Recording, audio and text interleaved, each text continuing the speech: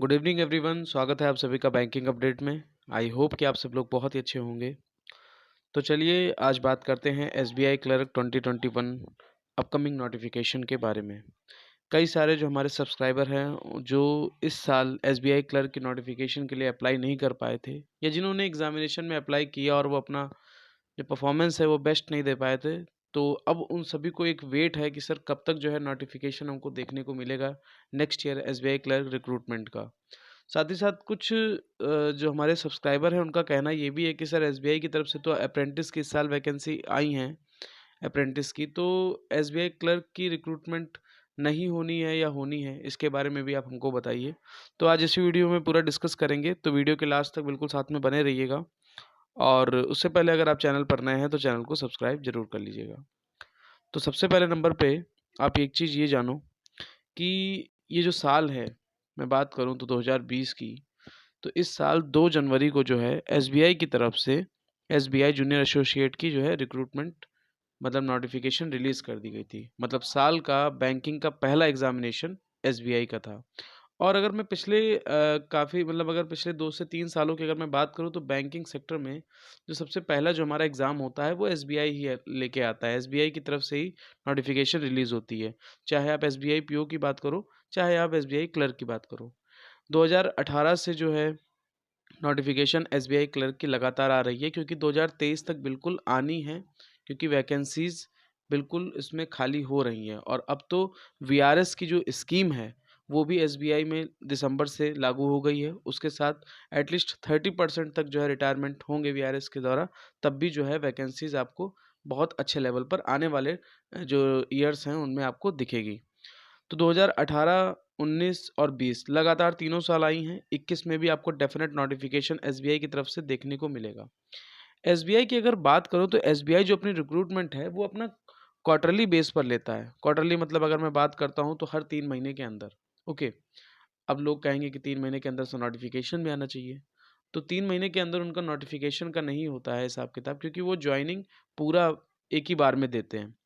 इसीलिए आप देखते हैं कि एसबीआई की तरफ से वेटिंग लिस्ट निकलती है। पहली वेटिंग लिस्ट इस साल आई थी, दूसरी आई थी और तीसरी नहीं आई है। इस पहली और दूसरी वेटिंग लिस्ट के बाद आपने देखा कि जो एसबीआई का जो मेंस था वो 31 अक्टूबर को हमारा कंडक्ट करा दिया था गया था। क्यों? क्योंकि अगर मैं बात करूँ 2 जनवरी को जो नोटिफिकेशन निकली थी, उसी टाइम अगर सब नॉर्मल तरीके से होता, क्योंकि ये साल आपके लिए नॉर्मल नहीं है, पैंडेमिक से पूरा सब लोग गुजरे हैं। तो अगर नॉर्मल तरीके से जनवरी में ही होता तो अब तक तो मई जून तक तो आपका पूरा हिसाब किताब हो चुका होता एसबीआई जूनियर एसोसिएट में। लोगों को ज्वाइनिंग तक मिल चुकी होती अब तक, और नेक्स्ट ईयर के लिए भी रिक्रूटमेंट होने वाली होती बहुत जल्दी।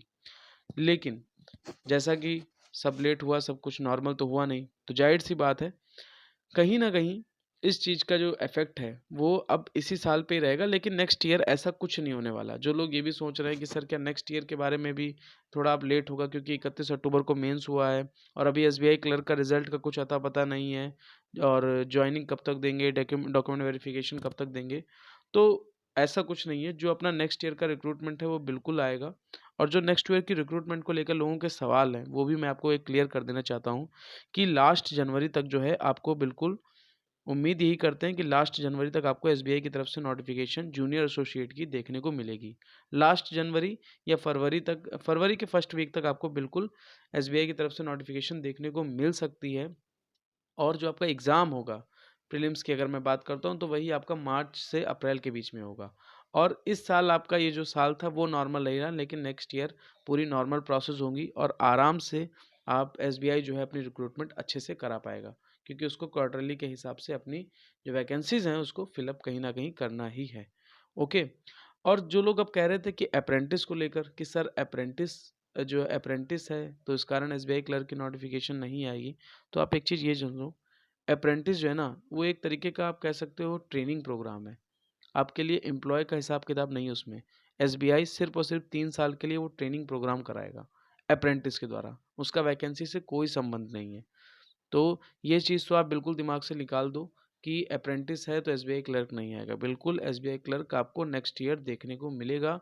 और ये ट्रेंड लास्ट 3 ईयर्स से चलता हुआ आ रहा है। 2018 में भी वैकेंसी आई है, 19 में भी आई है, 2020 में भी आई है, 21 में भी आपको देखने को मिलेगी। और अगर मैं बात करूँ तो 5 से 6,000 प्लस वैकेंसी आपको देखने को नेक्स्ट ईयर मिलेंगी ही मिलेंगी। ओके, सो आप सबके लिए बहुत ही गोल्डन टाइम है। आप अपने आप को अभी से अच्छे से प्रिपेयर करना चालू कर दीजिए, अच्छे से तैयारी करना चालू कर दीजिए, जो आगे next year SBI clerk junior associate को टारगेट कर रहे हैं। ओके फ्रेंड्स, तो किसी अगर प्रकार की अगर आपकी कोई भी क्वेरी है तो आप हमें यूट्यूब के कमेंट सेक्शन में बता सकते हैं, या आप हमें Telegram channel banking update YT, ये हमारा टेलीग्राम चैनल है, आप यहाँ से हमको फॉलो कर सकते हैं और साथ ही साथ हमसे टेलीग्राम के माध्यम से जुड़ सकते हैं। तो मिलते हैं नेक्स्ट वीडियो में। Thank you, have a nice day.